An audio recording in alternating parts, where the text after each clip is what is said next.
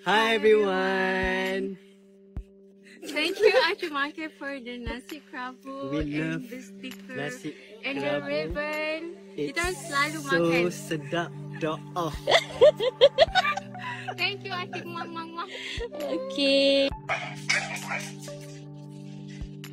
Okay. Silakan. Kejap.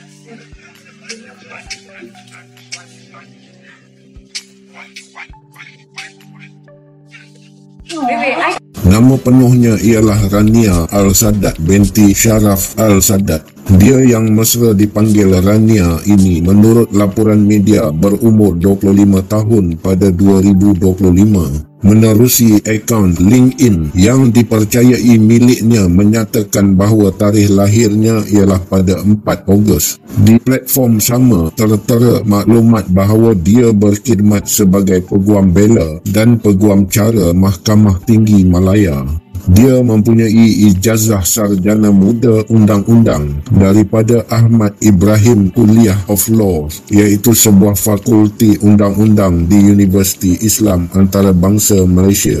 Mengenai perjalanan kerjaya, info di akaun LinkedIn berkenaan menyatakan dia pernah menjalani latihan amali sebagai pelatih undang-undang di firma guaman Izzat Osman and Company dari Ogos 2022 hingga Oktober 2022 sebelum diterima sebagai pelatih dalam kamar di firma sama dari September 2023 hingga Jun 2024. Rania pernah menganggap jurusan undang-undang sukar, namun dorongan ibu bapanya menjadikan dia jatuh cinta pada bidang ini. Dia berhasrat membantu golongan memerlukan termasuk ibu tunggal dan mereka yang tertindas. Dalam pada itu, sejak umur 16 tahun, Rania menerima banyak tawaran menjadi model produk kecantikan dan pakaian. Minat menjadi model mula terbit hingga dia pernah ke kelas peragaan. Namun karier ini sekadar hobi dan sumber pendapatan tambahan.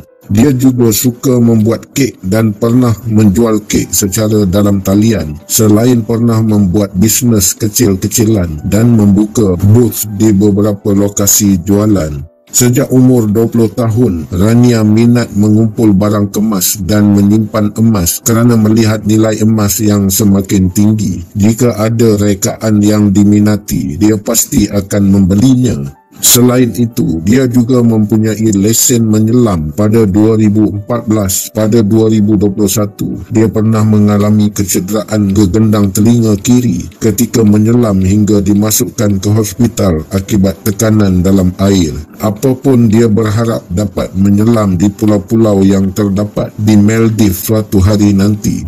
Mengenai hubungannya dengan penyanyi Sufyan Suhaimi, pasangan ini mula berkenalan pada 2022. Sufyan merisik pada Oktober 2023, namun mereka putus dan cincin risik dipulangkan pada April 2024. Sufyan menegaskan tiada pihak ketiga dalam perpisahan itu, cuma wujud masalah komunikasi, malah hubungan mereka masih baik selepas putus. Namun pada Januari 2025, Sufyan akui mereka telah pun kembali bersama lalu bertunang pada Februari 2025.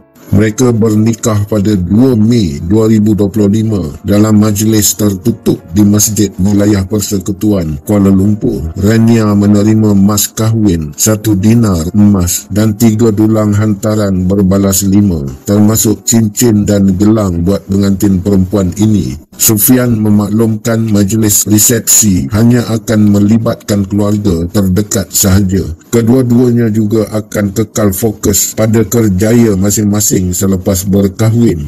Imbas kembali, sebelum ini Sufyan pernah bertunang dengan aktris Elvira Loy pada 2017, namun pertunangan itu putus selepas 4 bulan.